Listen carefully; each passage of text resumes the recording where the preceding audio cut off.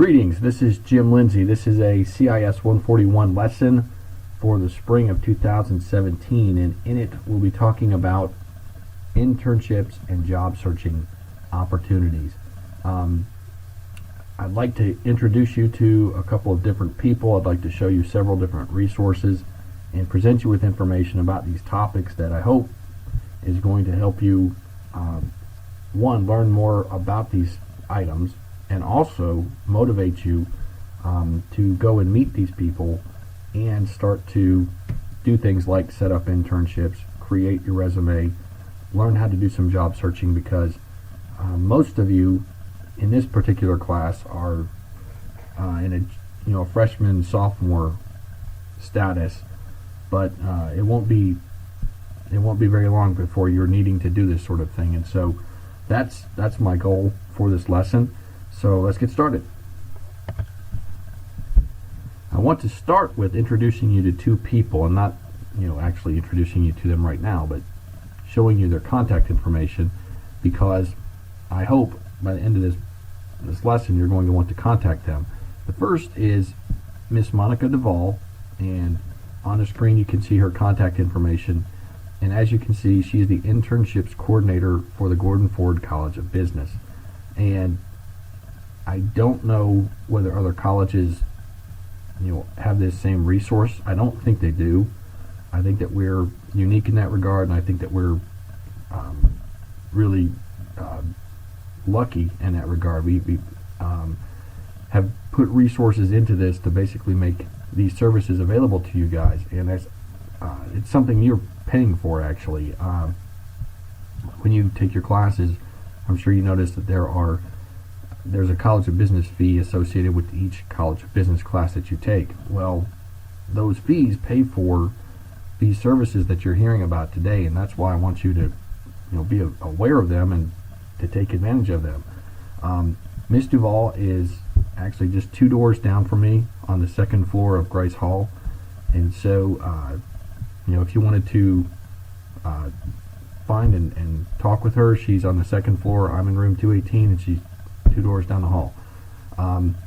So please note her contact information, because you may want to get in touch with her. Now, the next person I want you to introduce you to is Miss Adrienne Browning, and she's across the hall from me. And as you can see right here, it has her office location as well as email address and phone number. And I'll scroll that down a little bit so you can see some more of that. But basically, she is a permanent attachment to the College of Business. She works with the Center for Career and Professional Development. Basically, that used to be the Career Services Center, and it recently changed names. But when you get to the point when you're actually looking for a permanent job, Miss Browning can really assist you with that. And she can also, in the interim time, she can really assist you with your resume preparation. And so the main service I would like to impart to you that I think she can help you with right away is this resume preparation. She's really, really good at it. And again, she's in the office across the hall from me, so I see her on a daily basis, and I hear her interactions with students, and you're not going to get better advice. So I want you to go and see her, show her what you have. If you don't have anything, contact her, find out what you need to do, and then bring in your draft, and she's going to help you get that to be a much better document. I'm going to show you some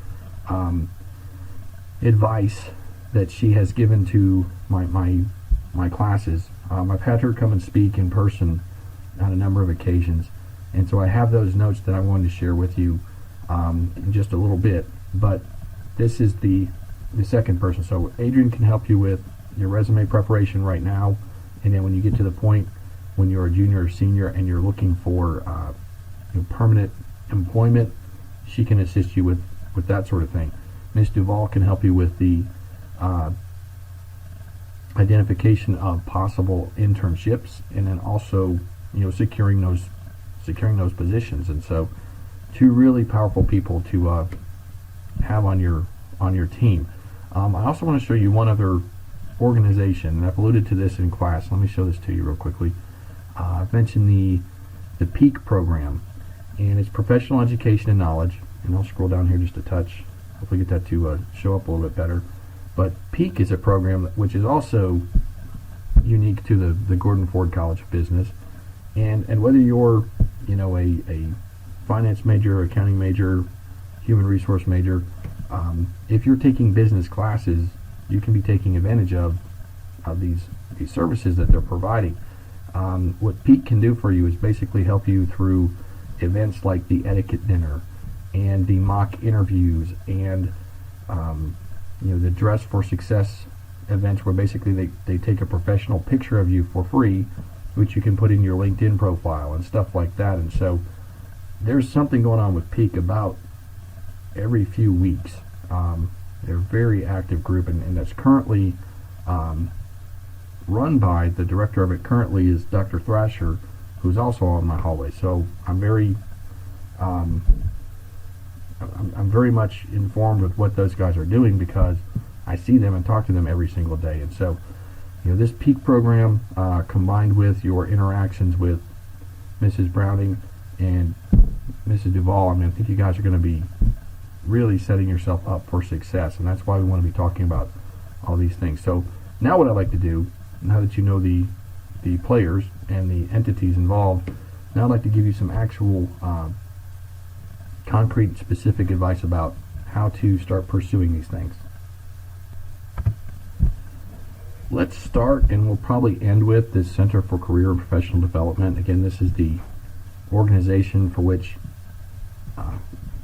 Mrs. Browning works. And so, what you can see as you look at the address bar up here, I'm at www.wku.edu/career, and I'll put these links on Blackboard so you can easily find these. But as you look at the resources that are available from their website, you'll see that you'll find a bunch of things. As a student, you can learn about job fairs that are coming up, talking to career counselors, figuring out what you possibly might want to major in.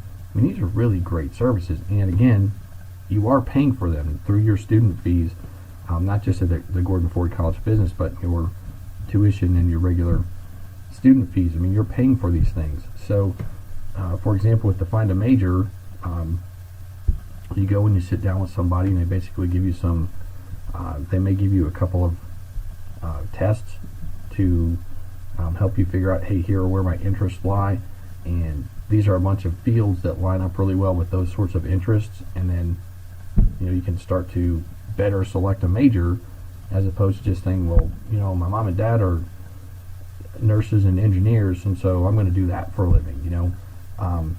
This sort of resource is something that not everybody takes advantage of, but they should. So that's again coming from this Center for Career and Professional Development. What I'd like to really focus on right now is this resume help, and all of these sorts of searches, as far as like if you're looking for an internship or actual job, they're all going to require that you have a resume. And a resume, of course, is a document, and what that document does is it talks about you. And so when you click on this resume help, essentially what you're going to find is it's going to talk about, hey, what is a resume? And it's going to give you some specific tips over here about how to make your document as effective as possible.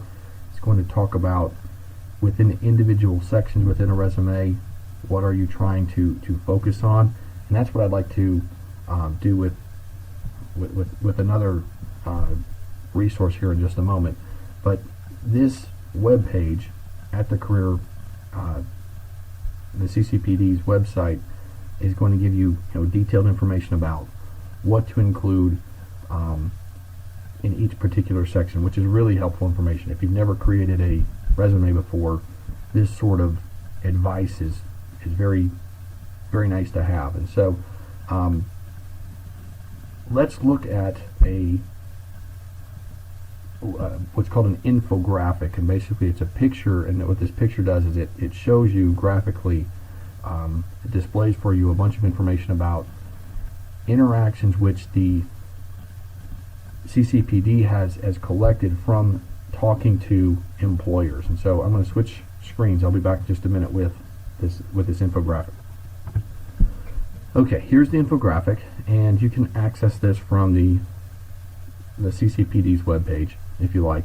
But what I want to show you is just there are some figures here that they talked to and they surveyed 90 different employers that they work with.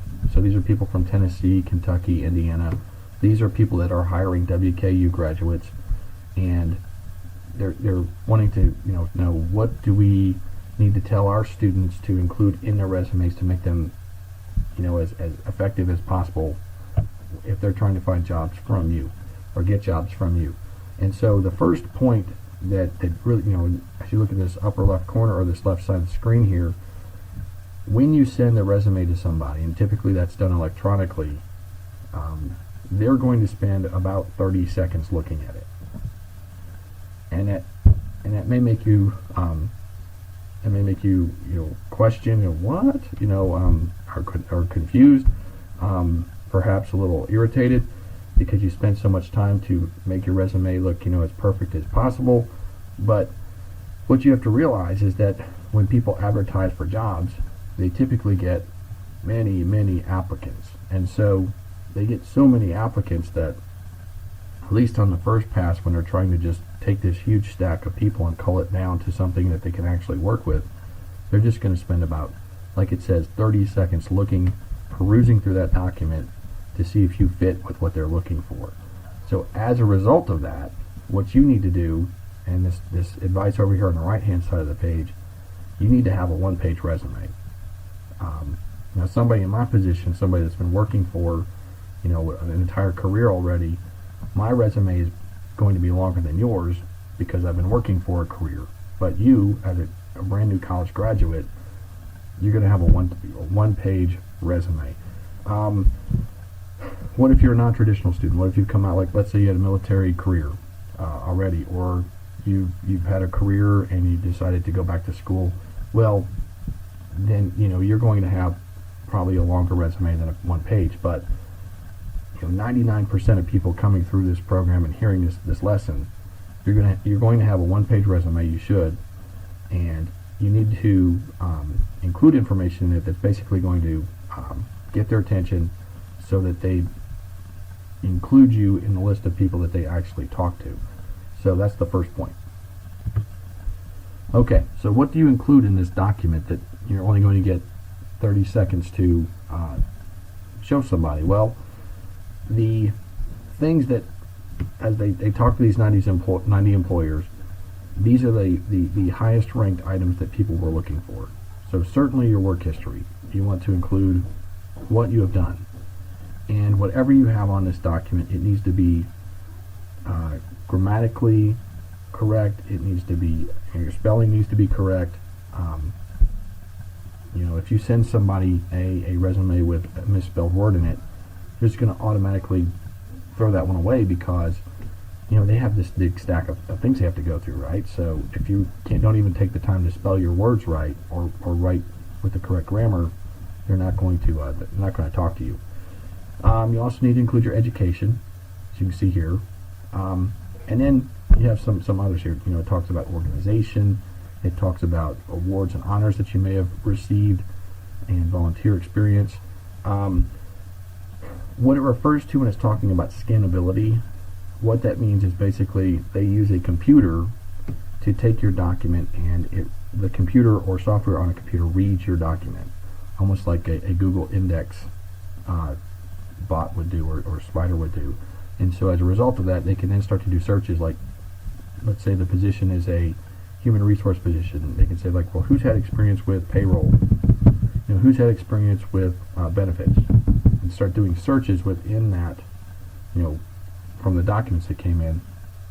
So as a result of that, that's what they're talking about with scannability. It's been read and indexed by software on a computer, and then so 26% were reporting that. But you can see for sure you need to have your work history on there. You need to have your education and background, and you need to make sure that your spelling and grammar is perfect. We do have a writing center on campus. This may sound funny, but take your document to the writing center and have a future English teacher look at it. Make sure that your grammar and spelling are perfect. If you have somebody who's a really good writer that is your friend, have them look at it. And then of course you have the people in the college that we've already introduced you to that can also assist you with looking at such a document. But make sure your information is correct. Now, as far as how far back do you go with your work history? What kind of awards and honors do you put on here? What sort of volunteer experience do you put on here? These are questions that Adrian's going to answer better than I do. But as I look at the notes that I've taken from when she's come to talk to my classes, essentially what she says is this: if you're a freshman or even a sophomore, you can include like stuff through high school. But once you get into your junior and senior year, the employers basically expect that you have been busy in college and you've replaced all that high school kind of stuff with college sort of things. So you need to be involved in extracurricular activities. You need to be, what does that mean? Well, there are all sorts of clubs on campus, and those could be fraternities and sororities, but in addition to those, you have all sorts of professional organizations. You have all sorts of service organizations. You have all sorts of even like church groups and things like that. I mean, be involved and be doing something, and document, basically keep track of what you do with those organizations. And as a result of that, you'll have things to include about awards and honors that you received, or your experience volunteering. Of course, your education is going to be your WKU experience, and then your high school, your work history.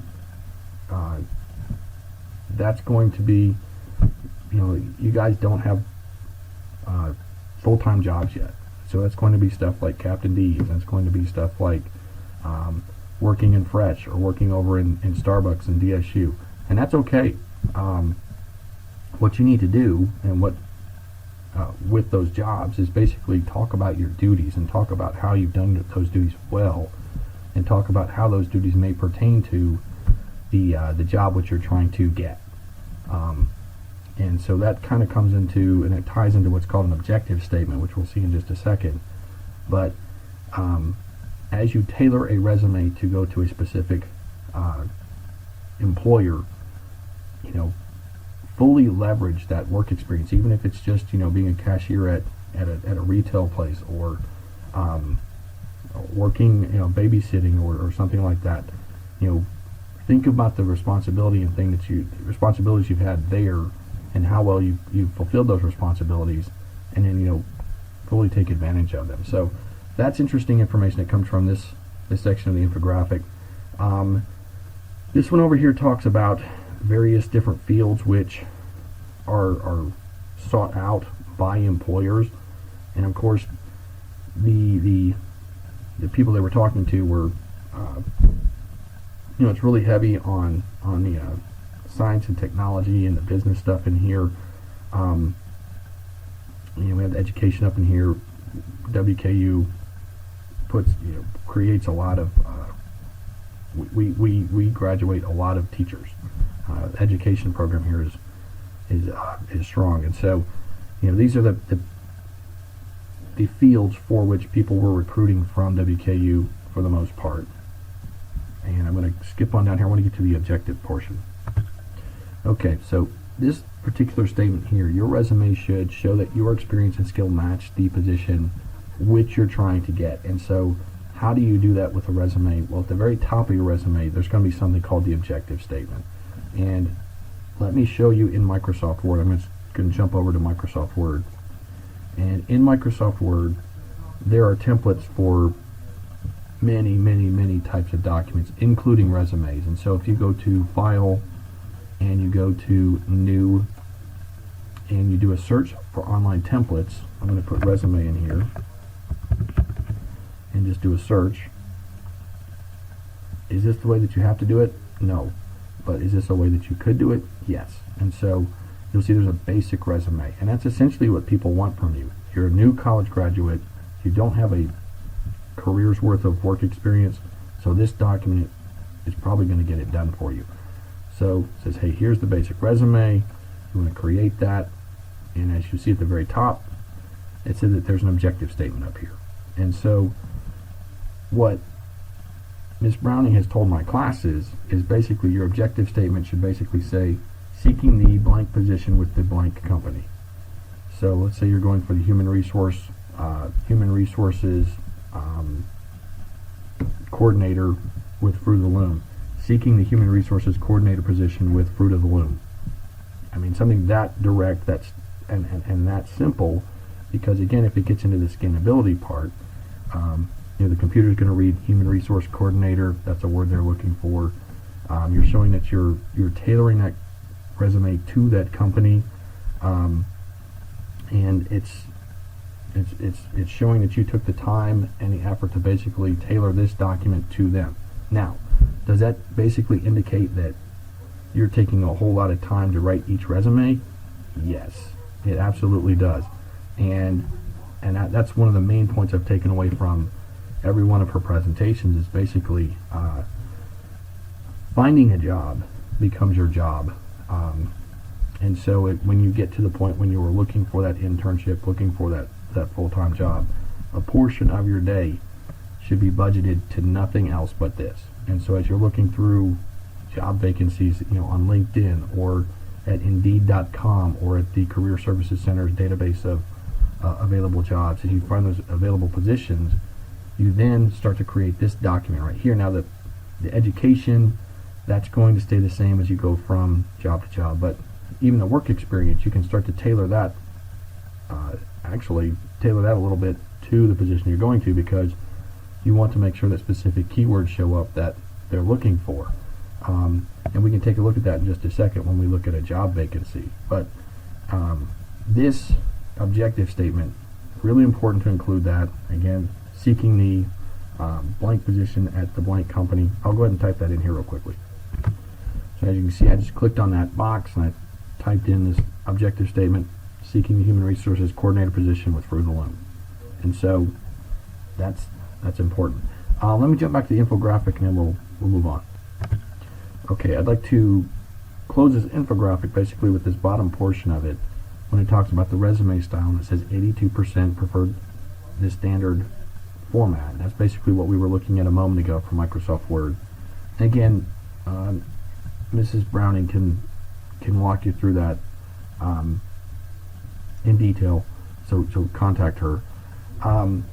And note this section right here, 35% of social media, 35% of the employers use social media to screen candidates. And so what does that mean to you? Well, think about, your social media presence. You're probably on Twitter, you may be using Instagram, you may be using Facebook. Hopefully you're on LinkedIn. You need to be on LinkedIn if you're not. Make sure that the stuff that's out there is flattering. And does that mean you need to go back and basically take some stuff off of your some of your social media content? Yeah, probably. So again, if somebody is looking to hire somebody to do work for them, they want that person to be respectable and basically responsible. And so if your social media posts don't reflect that, go back and delete those posts and get rid of that stuff, which basically would not assist you in your pursuit, because as it says, over a third are going to be checking you out, basically going out there trolling and looking at your social media to learn about you. And now it only says only 3% require access to it, but that doesn't mean that they're not going to look. They will look. And so good things to know about. So thanks for your attention on this part. Okay, so I want to close this resume part out with basically a couple more tips from Mrs. Browning. And basically she says do not include a photo. she says to not include too much personal information on your resume. Basically, like you put your contact information as far as like your email address, and a phone number, but you don't even necessarily have to put an actual mailing address.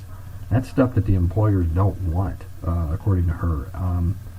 But your email address, your LinkedIn address, your LinkedIn URL, so that they can find you there, and then like a phone number so they can contact you that way. That's important. She also talks about in the interview process, when you start to interview for positions, be it internships or for full-time employment, she talks about the importance of being good at telephone interviews as well as Skype interviews. And one of the ways that you can get better at that is basically to practice interviews with them. And you can practice interviews with the CCPD, and you can practice interviews with Peak. And I suggest you do both. Both of those entities set up cameras, and they record you while you have this conversation with a real employer who's basically volunteering their time, or somebody who is part of the CCPD that does this on a regular basis and can help you. But then you have to watch that that interview and critique it, and it's really great practice. And through that Peak process, as I mentioned, they have at least once a semester multiple human resource managers that come in from across the community, and they'll allow you to do that in an electronic fashion, either through you sit in one room and Skype to talk to them in another room, or you do it in person. And those are really great things to practice, because interviews are stressful because you're trying to get a job. And if you can at least practice that when you go to the real thing, the process itself of interviewing, you'll be better at it than if you hadn't practiced. And then two, it'll be a little bit less stressful for you. So take advantage of those things. Now let's talk about the internship opportunities. I'm going to jump over to the internship page from the College of Business, and I'll show you some specific information. Okay, I'm on the web page for the Gordon Ford College of Business for current students. So if you were to visit the Gordon Ford, I'll put this link out. But as you look at the resources available for current students, you'll see one of the resources is a whole bunch of information about internships. And if you look at that, essentially what it talks about is it gives you a brochure of information, and we can open that in just a second and look at it. But it talks about the guidelines associated with getting an internship, the benefits of it. You can bolster your resume, as well as potentially get hours of credit, as well as get paid. And so all of these things are really it's a win-win for you, because you're preparing yourself to get a permanent job that you would like, as well as make some money in the meantime and even get some college credit. So I'm going to flip over to the brochure. I'll be right back. Let's look at this document. Now this is a PDF document I have on my screen, and essentially this is something that if it was a piece of paper, it would be folded. So that would be one panel on one side of the page, another panel, another panel. So you're looking at kind of like three things at once. So I know that's kind of weird, but essentially what I want you to take away from this first page right here is that look at these businesses here in Bowling Green that are providing internships to Gordon Ford students. As you can see, like big names listed here: U.S. Bank, Fruit, PKD, that's an accounting firm, another accounting opportunity with CRI. You have GM. I worked out there for a year when I was a student at WKU. I interned out there for a year. It was very helpful. Camping World, which is a company that is from Bowling Green, and they create they basically sell stuff for RVs, which sounds kind of weird. Like, are there that many RVs? Yeah, there are that many RVs. And so this guy named David Garvin started this company in Bowling Green back when I was a kid, and basically it's a big company now, and so they're providing internships, and I know people that work out there that have worked there for an entire career. It's a good place to work. Houchins is huge, and that's you've probably seen Houchins grocery stores, but Houchins is in everything. They're super diversified. And so these are just a few of the people providing internships here in the Bowling Green area. And as a Gordon Ford student, you have a leg up getting an opportunity to get a paid position over there. So this document, again, you can download this document or view this document from that web page I showed you just a second ago. It talks about, let me get to the back page here. It talks about the process you follow to secure an internship. And so, you visit the page, you start reading those documents, it starts asking some questions. It's more or less a flow chart. And so please look at this. Please get this, and I'll put a PDF. I'll put this PDF document on the Blackboard site. But please look at this and start following these steps, and then get in touch with Mrs. Duvall and get yourself into an internship position. When I ask students to raise their hand in class about asking who has a job right now, 75-80% of people raise their hands. So you're already working. So you might as well be getting some credit for it somehow that's going to help you in the long run. Let's say you're a bartender right now. Let's say you're a bartender and you're making pretty good money, or you're a server and you're making pretty good money. And then you learn about these internship positions, and like an internship position is going to make less money than that server position or that bartender position. My advice to you would be, go for the internship position anyway, for part of the time. Don't quit your job as the server or the bartender. Still do that some of the time, but reduce the amount of hours you do that, and then do this internship stuff, because you're going to network and meet people through this internship that I guarantee you are going to help you get a full-time job at the end of the WKU experience that you're not going to meet as a server or as a bartender. And so, although you may take a financial hit, a small one, right now, the long-term results of this internship are going to outweigh that for sure. And then you get to hear from people like Mr. Cody here that have done an internship and have benefited from it. So please check this document out. Look at this process. Contact Mrs. Duvall. Get yourself into an internship, and just start to reap those benefits. Okay, I want to start wrapping this up because I told you guys it'd be about 30 minutes or so, and so I want to try and stay in that time frame.